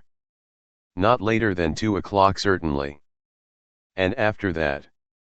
"After that, monsieur, I sat in my seat till morning." "You did not go agam into the Athens coach?" "No, monsieur." "Perhaps you slept?" "I do not think so, monsieur. The train being at a standstill prevented me from dozing off as I usually do." "Did you see any of the passengers moving up or down the corridor?" The man reflected. "One of the ladies went to the toilet at the far end, I think." "Which lady?" "I do not know, monsieur. It was far down the corridor and she had her back to me." "She had on a kimono of scarlet dragons on it?" Poirot nodded. "And after that?" "Nothing, monsieur, until the moment. You are sure?" "All, pardon you yourself, monsieur, opened your door and looked out for a second." "My friend," said Poirot, "I wondered whether you would remember that. By the way, I was awakened by what sounded like something heavy falling against my door. Have you any idea what that could have been?" The man stared at him. "There was nothing, monsieur." "Nothing, I am positive of it." "Then I must have had the cauchemar," said Poirot philosophically. "Unless," put in M. Book, "it was something in the compartment next door that you heard." Poirot took no notice of the suggestion. Perhaps he did not wish to before the wagon lit conductor _ let us pass to another point, he said. Supposing that last night an assassin joined the train, is it quite inane that he could not have left it after committing the crime? Pierre Michel his head. Nor that he can be concealed on it somewhere. It has been well searched, said M. Book _ abandon that idea, my friend. Besides, said Michel, no one could get onto the sleeping car without my seeing them. When was the last stop? What time was that? We should have left there at 11, but owing to the weather we were 20 minutes late. Someone might have come along from the ordinary part-off train. No, monsieur. After the service of dinner, the between the ordinary carriages and the sleeping cars is locked. Did you yourself descend from the train at Vinkovci? Yes, monsieur. I got down onto the platform as usual and stood by the step up into the train. The other conductors did the same. What, the forward door, the one near the restaurant car? It is always fastened on the inside. It is not so fastened now. The man looked surprised, then his face cleared. Doubtless one of the passengers ordered it to out on the snow. Probably, said Poirot. He tapped thoughtfully on the table for a minute or two. Monsieur does not blame me, said the man timidly. Poirot smiled on him kindly. You have had the evil chance, my friend, he said. Ah! One other while I remember it, you said that another bell rang just as you were knocking at M. Ratchet's door _ in fact I heard it myself. Whose was it? It was the bell of Madame la Princesse Dragomirov _ she desired me to summon her maid. And you did so? Yes, monsieur. Poirot studied the plan in front of him thoughtfully. Then he inclined his head. That is all, he said, for the moment. Thank you, monsieur. The man rose. He looked at M. Book _ Do not distress yourself, said the latter kindly, negligence on your part. Gratified, Pierre Michel left the compartment. I cannot see that there has been any to the evidence of the secretary. For a minute or two Poirot remained lost in thought. I'll think, he said at last, that it would be well to affrit their word with Mr. McQueen _ in view of what we now know. The young American appeared promptly. Well, he said, how are things going? Not too badly. Since our last conversation, I have learned something. The identity of Mr. Ratchet. Hector McQueen leaned forward interestedly. Yes, he said. Ratchet, as you suspected, was merely an alias. The man Ratchet was Cassetti, who ran the celebrated kidnapping stunts, including the famous affair of little Daisy Armstrong. An expression of utter astonishment appeared on McQueen's face, then it darkened. The damned skunk, he exclaimed. You had no idea of this, Mr. McQueen? No, sir, said the young American decidedly. If I had, I'd cut off my right hand before it had a chance to do secretarial work for him. You feel strongly about the matter, Mr. McQueen. I have a particular reason for doing so. My father was the district attorney who handled the case, Mr. Poirot. I saw Mrs. Armstrong more than once. She was a lovely woman, so gentle and heartbroken. His face darkened. If ever a man deserved what he got, Ratchet or Cassetti is the man. I'm rejoiced at his end. Such a man wasn't fit to live. You almost feel as though you would have been willing to do the go-od deed yourself. I do.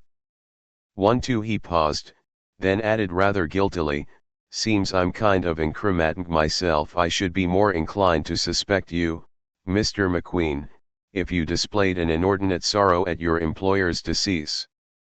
I don't think I could do that even to save myself from the chair, said McQueen grimly. Then he added, if I'm not being unduly curious, just how did you figure this out?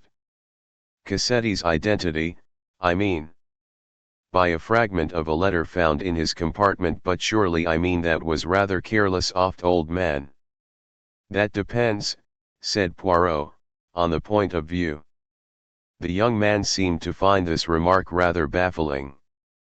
He stared at Poirot as though trying to make him out. The task before me, said Poirot, is to make sure of the McNeements of everyone on the train. No offense need be taken, you understand. It is only a matter of routine. Sure. Get right on it and let me clear my character if I can. I'll need hardly ask you the number of your compartment, said Poirot, smiling, since I shared it with you for a night. It is the second-class compartment NOS 6 and 7, and after my departure you had it to yourself. That's right.